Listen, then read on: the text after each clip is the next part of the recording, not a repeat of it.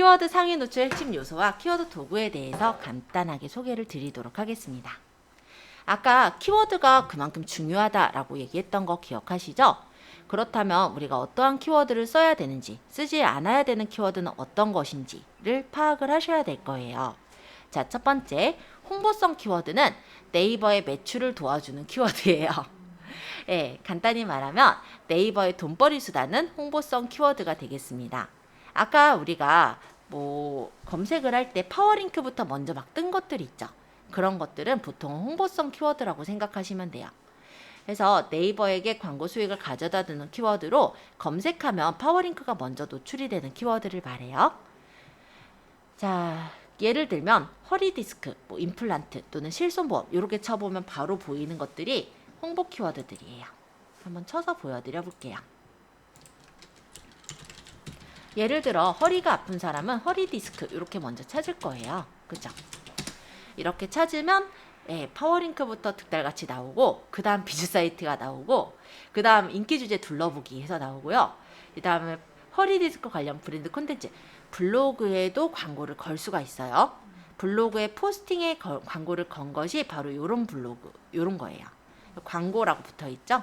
얘도 CPC 형식이라 클릭하면 단가가 나가는 네이버의 수입원이에요. 네. 그 외에는 이제 네이버의 수입원까지는 아니고 나머지긴 한데 어쨌든 이런 것들부터 딱 보이는 이런 키워드들은 홍보성 키워드라고 보시면 돼요. 근데 허리가 아픈 사람이 허리디스크만 찾아볼까요? 허리디스크에 좋은 운동이라든지 수술하는 건 일단 싫거든요. 아픈 것도 알고 수술하면 후유증도 있는 걸 아니까 뭔가를 낫는 방법들을 많이 찾아보게 돼요. 그러면 예를 들어 허리디스크에 좋은 운동, 자세 이런 것들을 또 찾게 돼요. 그랬을 때 파워링크가 뜨고 또 그 다음에 비즈 사이트는 떨어져 나갔죠. 여기까지도 아직은 좀 높은 키워드긴 한 거예요. 그래서 파워링크가 뜨지만 일단은 아까보다는 보면 광고가 좀 덜 붙기는 해요. 그러고 이제 운동이라든지 작아진다 이런 블로그의 글들이 보이기 시작하죠. 그럼 요거까지 찾아본 사람은 아마도 또 궁금한 게 이런 것도 또 궁금할 거라고 생각은 해요. 사무실 같은데 내가 일을 할 거 아니에요. 그러면 일할 때 그럼 할 수 있는 운동은 뭔데? 이런 걸 찾아보겠죠. 이렇게 들어오는 게 세부 키워드예요.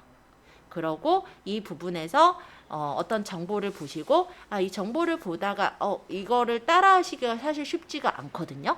그럼 어떻게 해요? 여기 도움을 받아야겠다. 문의를 하게 되겠죠. 거기까지 끌어오시는 걸 하셔야 돼요. 네, 그 부분이 이 부분을 얘기한 건데요. 아까 얘기했던 허리디스크 요 하나의 단어 요렇게 들어가는 거는 거의 다가 홍보 키워드다. 실제 이거는 내가 접근을 했을 때 상위 노출이 힘들다. 이렇게 생각하시면 돼요.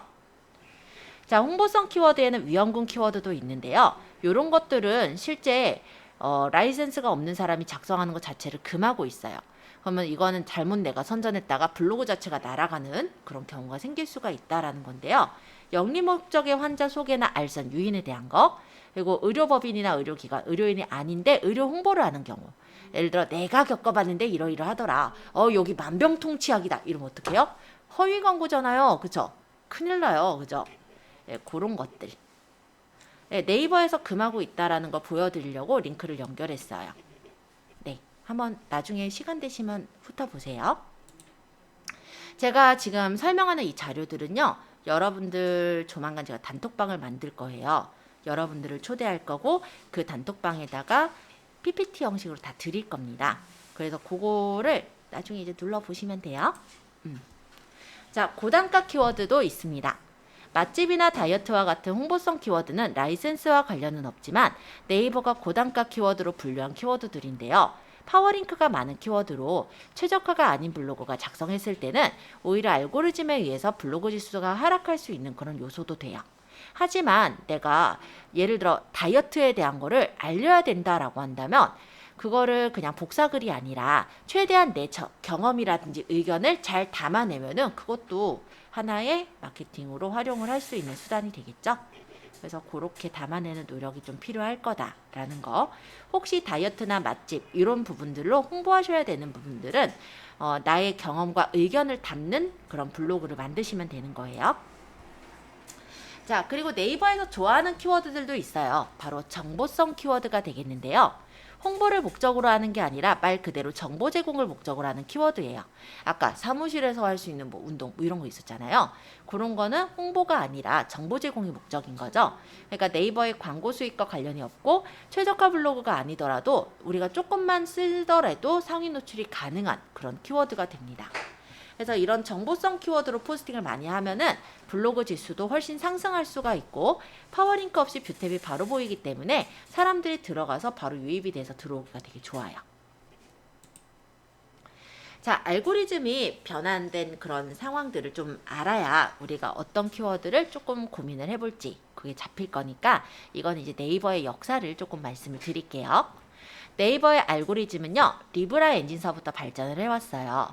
그래서 C랭크, 다이아, 바트로직까지 갔는데 현재 C랭크가 기준이 되고 있고 다이아랑 바트로직이 얘를 보조하는 그런 형태라고 보시면 됩니다. 자, 옛날의 블로그는 진짜 살기 좋았어요. 살기 좋았다? 사용하기 좋았어요, 마케팅에. 왜냐면요, 옛날엔 SNS들이 그렇게 많지도 않았거든요. 유튜브 사실 본지 얼마 안 되셨죠? 뭐 그 전에는 뭐 했어요? 언제나 검색하면 네이버에서 검색을 했어요. 그죠? 그랬던 시절이 얼마 전이에요, 사실은. 그 전에 블로그들은 진짜 꿀 빨았죠, 솔직히는. 그죠? 왜냐면 그때는 쓰면은 노출이 되고 노출이 되면은 홍보가 당연히 되어지는 그런 때였거든요. 근데 SNS들이 많이 생기면서 이제 이게 분산이 되고 이러면서 경쟁도 더 치열해지고 이런 상황이 된 거예요. 그리고 그때 로직 자체가 워낙에 좋았어요. 이 리브라 엔진이 좋았다라고 하는 이유는 뭐냐면 그냥 잘 쓰면은 아무 글이나 쓰면은 꾸준히 잘 쓰면은 블로그가 순위가 높아지고 상위 노출이 되던 때예요. 그러니까 블로그 공장이 진짜 판쳤죠. 혹시 이때쯤에 검색해 보신 분들은 아실 건데요. 한번 내가 궁금한 내용을 가지고 검색을 해보면 일단은 뭐가 노출이 돼요. 그래서 눌러보면 그 내용이 나오는 게 아니라 이상한 막 글씨들이 조합이 되고 거기에 이제 그 단어들만 중간중간 들어가 있는 형태로 막 나와 있어요. 그렇게 만들어져서 들어갔었던 게 1세대 로직 리브라 엔진이에요. 이때 이제 만들었던 블로그는 아직도 이 로직 영향이 조금 있다 보니까 실제 비싼 값에 거래가 되고 있기도 합니다. 자, 그렇게 하다 보니까 네이버의 서비스 품질이 점점 낮아지고 네이버에서 내가 찾고자 하는 것들이 없어지기 시작해요. 그럼 소비자는 이동을 하게 되겠죠. 그러면 그 소비자를 이동하지 않게 하는 게 일단 네이버에서는 중요한 부분이잖아요. 그래서 엔진을 바꿨어요. 바로 C랭크 알고리즘이라는 걸로 바꿨고 현재까지 현존하고 있습니다. 이 C랭크 알고리즘의 핵심은 신뢰도로 구성이 되어 있는데요. 문서 자체보다는 해당 문서의 출처인 블로그의 신뢰도를 평가하는 알고리즘이에요. 그래서 한 분야에 대해 전문성을 담은 글을 상위 노출시켜주겠다라는 게 C랭크 알고리즘의 형식인데 그러다 보니까 또 단점이 좀 있더라고요. 아주 오래전부터 그에 대한 내용들을 담은 블로그들이 파워블로그가 되고 그 파워블로그들의 전성시대가 열린 거예요. 파워블로그 갑질 사건 많이 들어보셨죠? 예, 그런 시대가 생겨버린 겁니다. 그러다 보니까 최신에 이제 들어온 사람들은 설 자리가 없게 돼요. 그러면 최신의 사람들이 더 좋은 정보를 갖고 있더라고 하더라도 내게 노출이 안 되다 보니까 포기하는 상황들이 생겼겠죠. 차별을 받게 되니까, 그죠?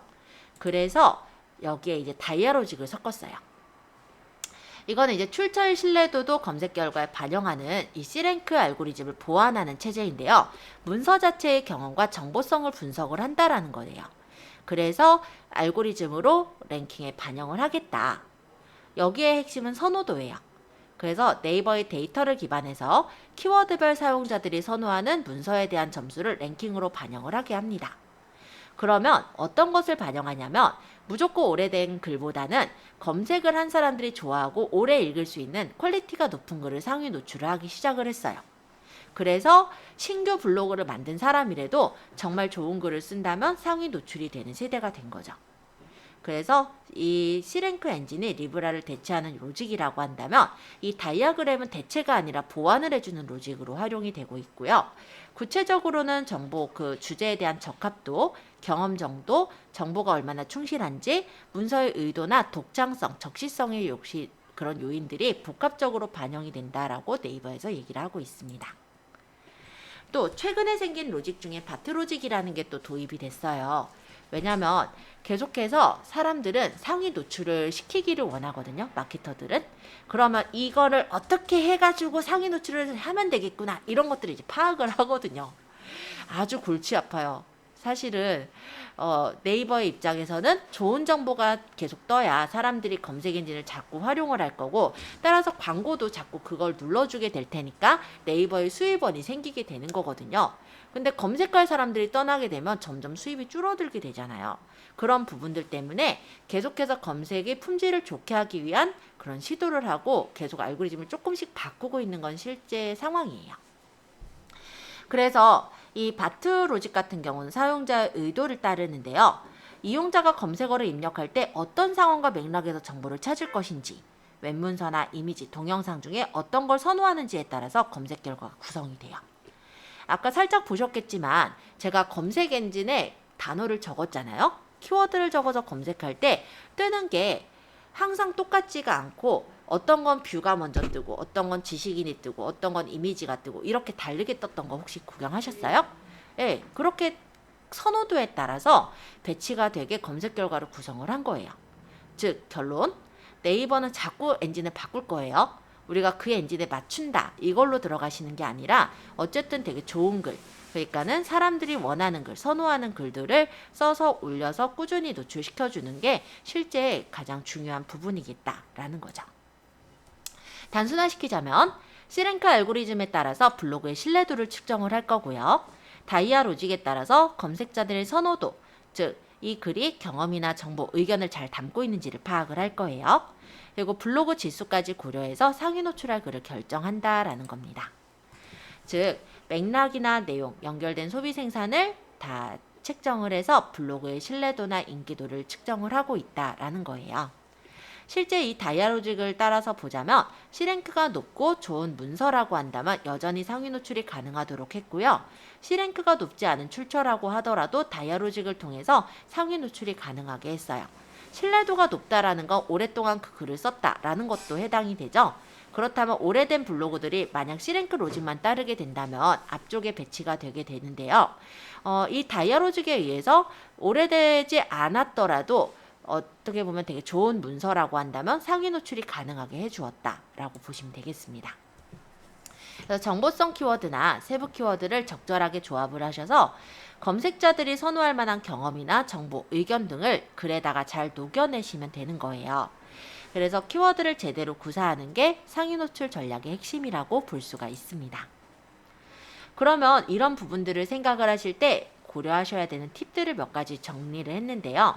일단 검색을 해서 상위 노출은 될 수 있겠지만 우리 혹시 검색해 보신 분들 제일 첫 번째 게시물부터 순서대로 읽으세요? 아니면은 딱 보고 여기 게 괜찮네 이렇게 해서 중간에 있는 게시글을 누르게 되던가요? 일단은 상위 노출이 되는 건 로직에 의해서 노출이 되겠지만은 실제로 고르는 건 소비자들이 눌러서 보게 되는 거잖아요. 그렇기 때문에 제목에는 클릭을 이끌어올 만한 요소가 들어가게끔 해주시는 걸 추천을 드려요. 근데 글이 너무 길어지면 제목이 점점점으로 줄여지거든요. 아까 있었나요? 여기 있다. 맥켄지 땡땡땡. 맥 어쩌고 저쩌고. 이렇게 줄여져서 숨겨지게 되는 부분이 있기 때문에 이 포스팅의 글을 너무 길게 적는 거는 좋지는 않고요. 한 15자에서 20자 안쪽으로 지어주시면 될 것 같아요. 어쨌든 글을 지으실 때 너무 긴 글을 적기보다는 클릭을 유도할 수 있는 차별성을 가진 제목을 짓도록 그렇게 해주시고요. 제목 안에 키워드는 반드시 들어가야 됩니다. 왜냐하면 키워드가 있어야 검색에서 노출이 되거든요. 그리고 카테고리는 한정적으로 정해서 사용을 해주세요. 왜냐하면 이 C랭크 알고리즘이 신뢰도를 따진다라고 했죠. 근데 막 블로그 하나에서 뭐 여러 가지를 다룬다고 봐요. 뭐 예를 들어서 막 그러니까 부동산에 관한 블로그면 부동산에 대한 정보들만 있으면 좋을 텐데 맛집도 다루고 또 뭐야 건강도 다루고 또 뭐도 다루고 완전 정보통이에요. 그러면 그 블로그가 신뢰성이 있어 보일까요? 전문성이 있어 보일까요? 그렇지는 않겠죠. 그래서 그런 부분들을 위해서라도 카테고리는 약간 한정적으로 좀 정해주시는 걸 추천드립니다. 그리고 장기적으로 꾸준하게 유입을 가져올 수 있는 키워드를 선정을 해주셔야겠죠. 아까 얘기했던 홍보성 키워드는 되도록 피해주시는 게 좋을 거고요.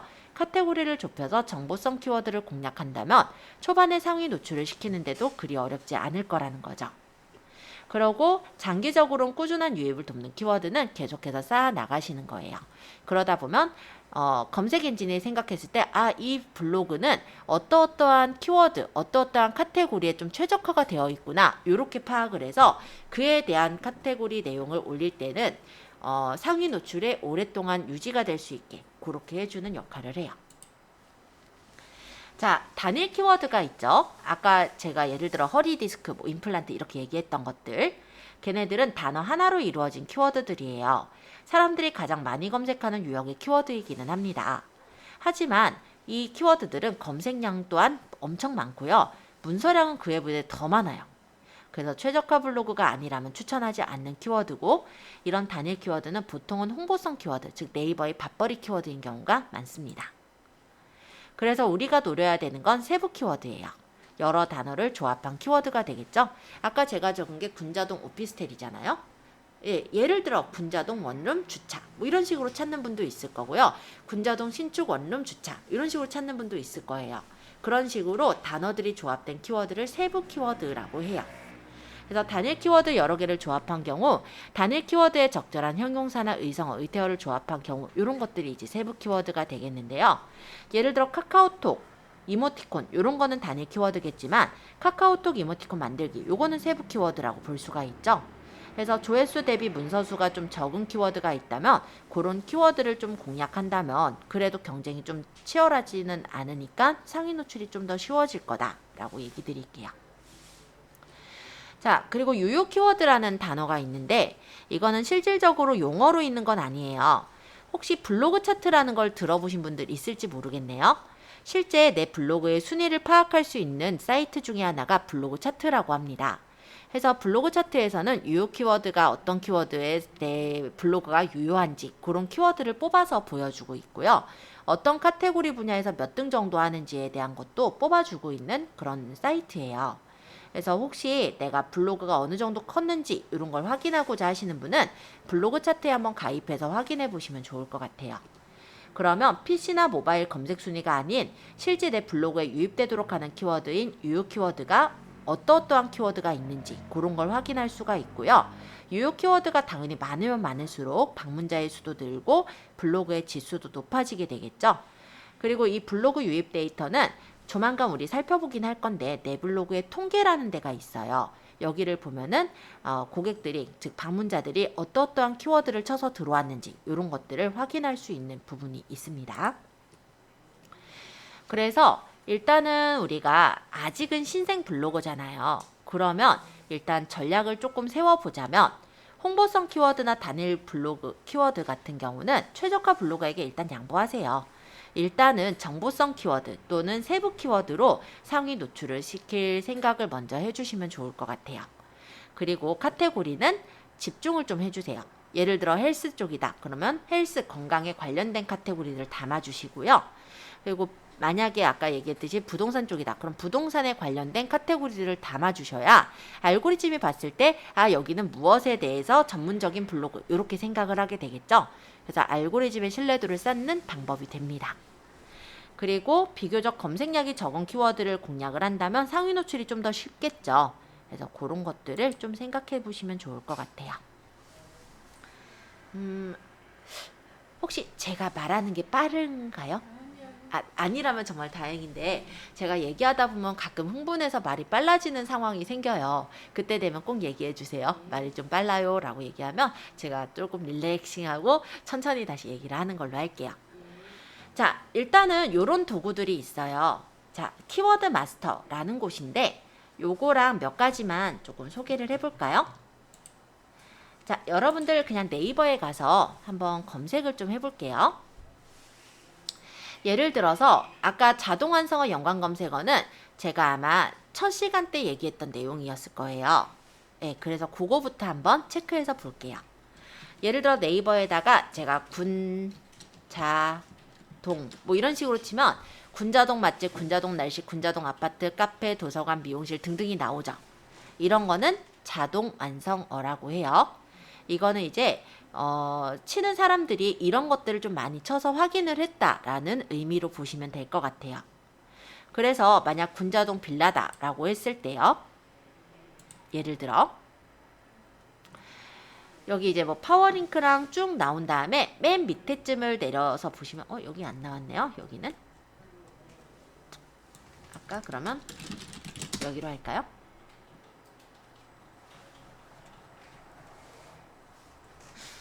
아이, 오늘 찾으려니까 왜 안 나와? 잠시만요. 제가 찾고 있는 게 있어요. 잠깐만 기다려주세요.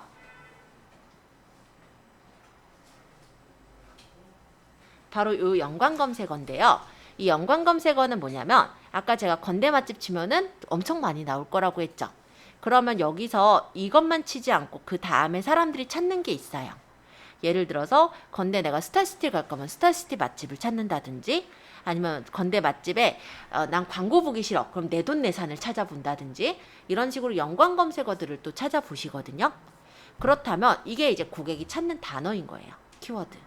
그러니까 간단하게 봤을 때는 이 연관 검색어 그리고 자동 완성어로도 고객의 키워드들을 대략적으로 파악하실 수가 있습니다. 일단 1단계. 요거 확인 한번 간단하게 쳐서 보시면 돼요. 이렇게 롯데백화점 맛집으로 만약 눌러보면은 그에 대한 내용들도 보일 건데 또 거기에 또 연관 검색어들이 있어요. 그럼 뭐 예를 들어서 백화점 뷔페로 가면은 또 거기에 연관 검색어가 있어요. 이런 식으로 연관 검색어에 연관 검색어를 꼬리를 물어보시면은 고객이 일단 원하는 키워드들이 어떠한 키워드들로 많이 검색이 돼서 들어왔구나 이런 걸 파악하실 수가 있습니다. 이게 일단 첫 번째 부분일 것 같아요. 자, 연관 검색어는 이 정도 얘기하고요. 두 번째 또 확인하실 수 있는 부분을 얘기 드려 볼게요. 네이버에 보시면은 데이터 랩이라는 곳이 있어요. 여기를 한번 찾아가 볼까요? 그냥 설명만 들으려면 힘들잖아요. 그러니까 지금 그냥 가볍게 검색을 한 번씩 해보려고요. 너무 좀 심심하니까. 그죠? 자, 네이버 데이터 랩에는 네이버 데이터 랩의 검색어 트렌드나 쇼핑 인사이트, 지역 통계나 댓글 통계 등의 정보를 찾아보실 수 있는 공간이에요. 일단 데이터 랩에 들어가서 보면은 쇼핑 인사이트라는 게 나오는데 왜 지금 깨져 나오죠? 이쯤에 나와야 되는데 여기 와 있네. 어쨌든 일별로 인기 검색어들이 이렇게 분야별로 찾아볼 수 있게 나와 있어요. 그래서 만약에 스포츠 레저다라고 한다면 핫팩 아직 많이 찾네요. 골프 측정기, 손목 보호대, 허리 보호대 이런 것들을 많이 찾았다라고 합니다. 인기 분야로도 볼 수 있죠. 스포츠 레저를 분야로 해가지고 찾아보니까 등산 많이 가시나 봐요. 등산 의류, 등산 장비 이런 것들이 좀 있네요. 네, 이런 정보들을 찾아볼 수 있는 쇼핑 인사이트 데이터 랩이 있었고요. 검색어 트렌드 한번 볼까요? 자, 주제어에다가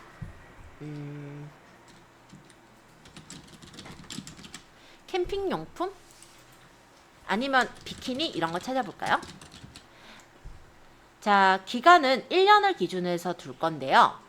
1월 1일부터 2022년 기준으로 일단 볼게요. 23년은 아직 안 지났으니까. 2022년 12월 31일까지 기준으로 해서 연령대도 나눠서 봐도 되고 아니면 그냥 전체로 봐도 상관없을 것 같아요. 이렇게 해서 검색 데이터를 조회해보면 이 키워드가 어떤 때 많이 사람들이 조회를 했는지 그런 트렌드를 확인하실 수가 있어요. 일부러 제가 하나는 확실히 확인할 수 있는 거 캠핑용품 일단 빼고 비키니만 일단 잠깐 볼까요? 확실히 확인할 수 있는 걸로 집어넣은 건데 지금 보면은 네, 이건 좀 너무나 뻔한 검색 결과가 나오겠죠. 근데 앞으로 여러분들이 이제 넣는 키워드들을 보면은 어떤 게 사람들이 얼마나 관심을 가졌는지 이런 게 보이거든요. 이따가 한번 제가 다른 키워드도 넣어볼게요.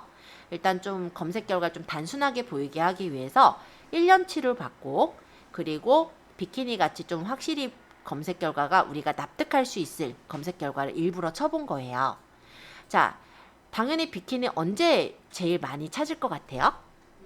네, 여름철. 그래서 작년 기준으로 본 건데, 작년 기준 했을 때 8월 1일 날이 최고점이었어요. 그러고 이제 쭉 내려가는 그래프를 갔죠. 그리고 올라가는, 그러니까 성수기라고 한다면 7월부터 8월 정도가 극성수기로 일단 보입니다. 그럼 언제부터 올라가기 시작했나요? 대충 그래프로는 한 3월 말, 한 4월. 그쵸? 한 4월부터라고 보시면 되겠네요. 그러면 4월부터 꾸준히 게시글을 올려서 썼다라고 한다면 이때 무렵엔 사람들이 굉장히 많이 찾아보는 그런 상태가 됐을 거고, 이 무렵 때 꾸준하게 게시글을 적었다라고 한다면 내 게시물이 상단에 노출될 확률이 훨씬 높아지겠죠. 그래서 블로그나 아니면 카페, 이 지식인 이런 부분들은요, 마케팅을 하실 때 이 극성수기를 먼저 노려서 마케팅을 하시는 게 아니라 그 전부터 준비를 조금씩 해두셔야 돼요. 왜냐면 아까 블로그 지수로 순위 랭킹이 매겨진다라고 했죠. 그러면 그 내용에 대해서 어느 정도 내용이 담겨져 있어야 사실은 포스팅을 했을 때 상위 노출이 될 확률이 높아질 거고, 사람들이 봤을 때도 신뢰성이 더 높을 거거든요. 그래서 블로그나 카페 이런 쪽을 내가 마케팅을 한다면 대략적으로 성수기 1, 2개월 전부터 마케팅을 해 나가셔야 돼요. 그럼 SNS 채널 중에 인스타그램 뭐 이런 거라고 한다면 어떨까요? 인스타그램이나 페이스북. 이거는 혹시 써보신 분들이 있다면 뉴스피드로 그냥 흘러가 버리는 거 알 수가 있을 거예요. 그래서 인스타그램이나 페이스북 쪽에 마케팅을 하신다라고 생각했을 때는 당연히 성수기 무렵쯤에 집중적으로 마케팅을 하셔야 되겠죠. 그래서 어느 무렵쯤에 우리가 마케팅을 해야 되느냐, 이런 것들을 파악하실 때 트렌드를 확인하시는 게 일단은 하나의 방법일 거라, 일단은 시기를 확인할 때 요거를 좀 확인하시면 좋을 것 같아요. 자, 쇼핑 인사이트. 요거는 이제 쇼핑몰을 운영하시려고 하시는 분들이 찾아보시면 괜찮은 그런 부분일 건데요. 예를 들어서 내가 어떤 상품을 판다라고 가정을 하겠습니다. 뭐 팔아볼까요? 뭐 원피스라고 할까요? 그냥 예를 들면 이 원피스는 카테고리가 어떻게 되냐면 패션 의류에 여성 의류 원피스로 들어가거든요. 그러면 제가 이 쇼핑 인사이트에서 분야는 패션 의류, 두 번째 분류는 여성 의류, 세 번째 분류 원피스로 쳐서 1개월 또는 뭐 3개월, 1년은 너무 길 것 같고 우리가 당장에 팔아야 된다라고 하면 한 1개월에서 3개월 정도 잡을 것 같아요. 이렇게 해서 조회를 해보면 이 카테고리에 사람들이 들어온 인기 검색어의 순위 500개를 볼 수가 있어요. 보니까 원피스, 겨울 하객 원피스, 결혼식 77, 뭐 트위드 원피스, 뭐 니트 원피스, 서스데이 아일랜드 원피스 해서 사람들이 인기로 검색했던 게 탑 500개가 쫙 뜹니다. 그리고 언제 사람들이 많이 검색을 했는지, 클릭량에 대한 추이와 어디서 많이 봤는지 보니까 모바일에서 주로 봤네요. 그죠? 그리고 여성이 봤나 남성이 봤나, 원피스 찾는 고객이 30대 40대가 1등 2등이네요. 그죠? 그래서 이런 내용들도 볼 수가 있고, 이 탑 500을 보면은 물론 서스데이 아일랜드 이런 식으로 어떤 메이크업 브랜드들이 보이기도 하지만, 이 메이크업 브랜드가 아닌 이런 브랜드의 이런 그런 키워드라고 한다면 내가 만약에 이런 제품들을 소싱하면 사람들이 좀 많이 찾겠구나, 이런 것들을 파악할 때도 활용을 할 수가 있죠. 그래서 그런 부분들을 보실 때 요 쇼핑 인사이트라는 곳을 찾아보실 수가 있을 것 같아요. 지역 통계나 댓글 통계는 그냥 심심풀이로 본다라고 보시면 되는데, 지역별 관심도를 볼 수 있는 거예요. 좀 재밌겠죠? 그냥 이 정도 넘어가고, 댓글 통계. 뉴스 댓글 보는 건데요. 정치 파트, 경제 파트에 대한 댓글이 어느 정도가 있다, 이런 것들이 보이는 거니까 참고로 그냥 구경하시면 될 것 같아요. 자, 네이버 데이터랩까지 쭉 확인을 했고요. 시간이 좀 애매해서 일단 검색하는 것들은 다음 시간에 진행을 할까 해요. 그래서 일단은 기본적으로 가입을 안 해도 검색하는 몇 건대를 확인을 했고, 숙제라면 숙제일 수도 있는데, 여기 네이버 검색창에 네이버 광고라고 쳐보세요. 실제 업체들이 광고하는 데가 바로 이 네이버 광고라는 사이트예요. 여기 한번 들어가 볼까요? 보시면 네이버 아이디로 로그인 있죠. 우리가 이 네이버 광고를 확인하기 위해서는 가입을 하셔야 돼요. 그래서 신규 가입을 하셔서 네이버 아이디로 회원가입을 해두시면 됩니다. 만약에 회원가입이 다음 시간에 안 돼 있다면 요 가입하는 절차부터 제가 같이 도와드릴 거고요. 여러분들이 가입이 다 되어 있다면 바로 검색하는 것부터 가볍게 설명드리면 되겠죠. 그래서 일단은 숙제로 내드려 볼게요.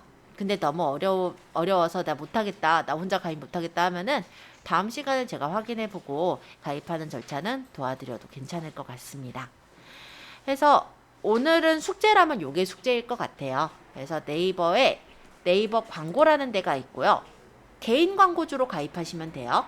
그리고 실제 광고하자라는 목적으로 보는 게 아니라 실제 여기 들어가는 이유는 키워드 도구에서 내 키워드들이 어떤 키워드가 있는지 검색해서 볼 목적으로 들어갈 거거든요. 그래서 돈은 따로 안 들어요.